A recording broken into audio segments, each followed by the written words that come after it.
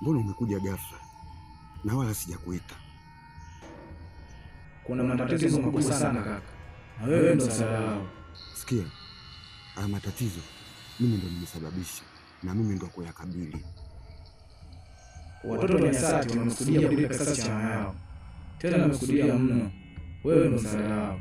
Nisikilize, nisipendi kuishi kwa hofu wala mtu kunitisha. Kama wataka kufanya waache afanye, nakuomba rudi nyumbani kwako.